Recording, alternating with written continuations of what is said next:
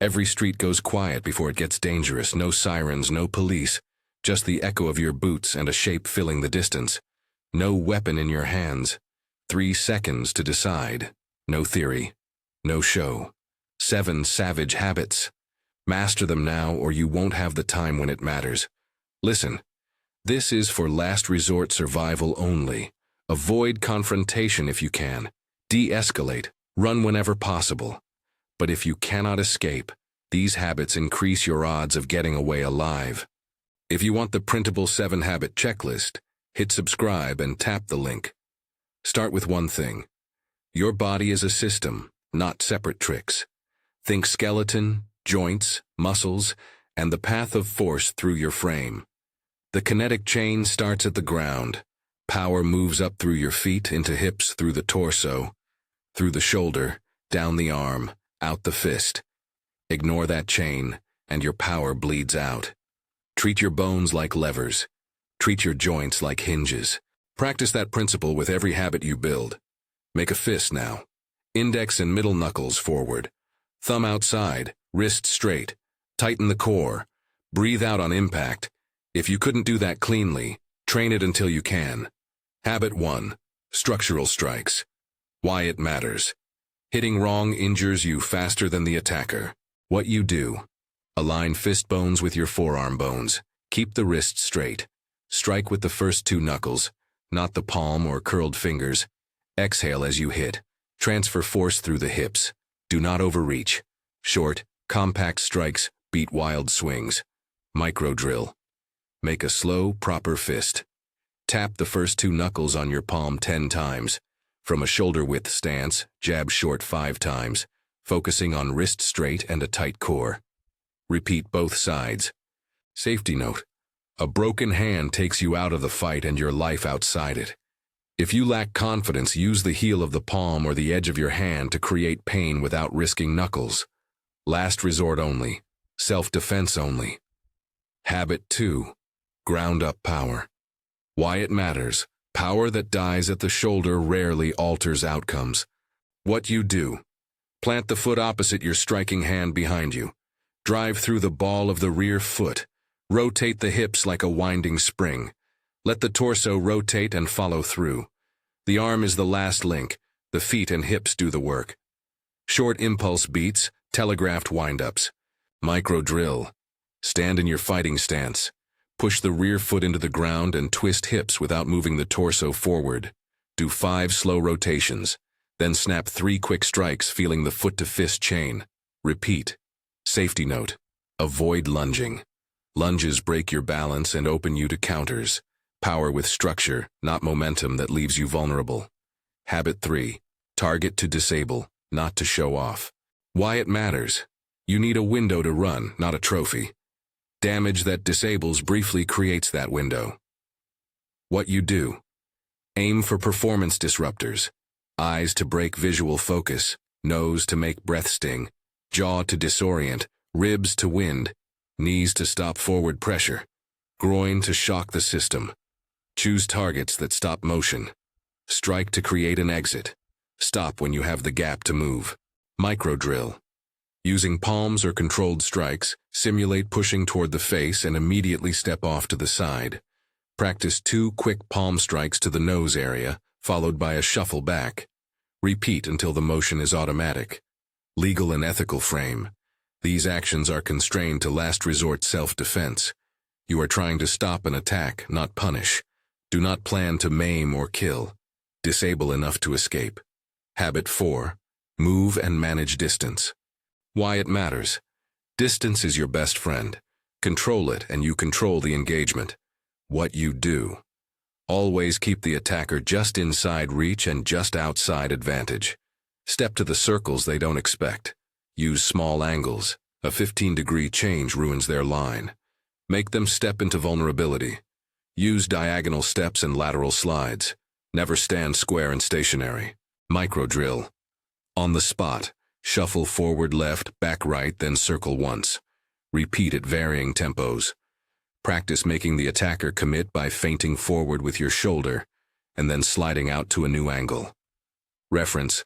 Think Ali's footwork. Float on your feet. Let your head and hips move together. Mobility creates choices. Habit 5. Redirect, don't block. Protect the head.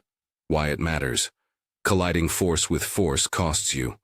Parry and redirect saves energy and opens counters. What you do. Use an open hand shove to deflect incoming strikes. Move your head laterally, slip the punch. Turn your shoulder into a shield. Parry low to high or high to low depending on the attack. Always keep your chin tucked and eyes up. Protect the center line. Micro drill. From stance, use the outside hand to push a mock incoming strike past your shoulder. Slip the head to the opposite side and return a short counter. Repeat both sides 10 times. Safety note. Avoid meeting full force. Redirecting converts your opponent's power into their imbalance. Your goal is to create a reaction you can exploit and then escape. Habit 6. Ground survival and escape. Why it matters. Most fights end on the ground. Staying on your back is a liability unless you control distance and options. What you do. If thrown down, clamp the attacker with your legs to control distance. Keep hands active on their hips or head. Bridge to break their base, then roll to a scramble point. Use the bridge and roll by driving your feet into the ground, thrusting the hips upward and rolling them over. Once space opens, get to your knees and then your feet. Prioritize verticality. Micro drill. Lie on your back with knees bent. Plant both feet and perform 5 bridges, driving hips straight up. Then practice shrimping. Push off a foot and move your hips laterally to create space. Combine bridge and shrimp into one flow for 10 reps. Safety note. On the ground, you are vulnerable to added attackers and ground strikes. Your aim is to create space to stand. If you have to strike on the ground, aim short and controlled. Do not trade for prolonged ground fighting. Habit 7. Stress conditioning and controlled breathing. Why it matters. Panic destroys technique. Breathing centers you and governs decision speed. What you do. Train box breathing. Inhale for 4. Hold for 4. Exhale for 4. Hold for 4. Use this to reduce heart rate and sharpen focus in the gap between threats. Pair breathing with drills so the breath becomes automatic under pressure. Micro drill. Stand in fighting stance. Simulate a sudden shove. Immediately perform 1 box breath. Then execute a structural strike and step off. Repeat until you can breathe and act in sequence without thinking. Reference. SEAL teams use breath control to manage high stress. You can too. Mini checks between habits. Check your fist. Check your hips. Check your feet. If one link fails, the chain breaks. Now string 3 habits into a 1-minute drill you can do anywhere. Target the flow. Start in stance. Habit 4.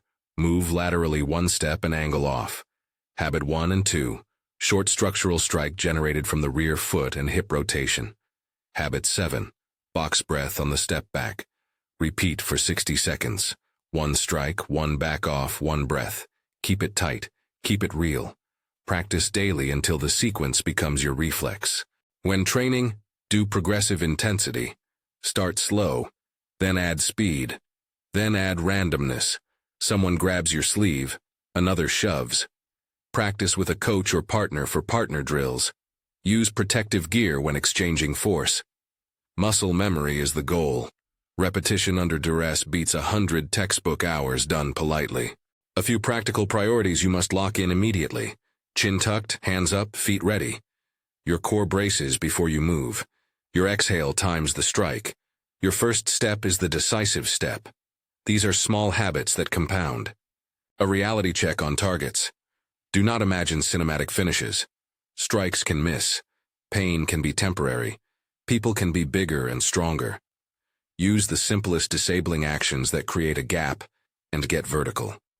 Your objective after any successful action is non-negotiable. Create an exit and run. On the legal and moral side, remember, this is defensive. Avoid premeditated aggression. If you can run, run. If you can avoid, avoid. If you must fight, do so only to live. Climax rule, stop fighting when you can run. Stand as soon as the gap opens, put distance between you and the threat. Look for cover and help. Do not linger to check or gloat. Escape is the true win. Final practical checklist for your training cycle. 1 minute structural strike repetition, 2 minutes footwork and angle work, 1 minute bridge and shrimp ground sequence, 10 box breaths interleaved across the session. Practice this 5 days a week. Add a partner drill once a week with a qualified coach. This is ruthless efficiency, not brutality. These habits are about minimizing harm to yourself and stopping an attack long enough to disappear. They are simple. They are savage in their discipline. They work because they lean on physics and anatomy, not bravado. Download the printable quick practice checklist in the description and sign up for hands-on drills if you want guided progression. Train like your life depends on it, because one day it might. Get vertical, get away.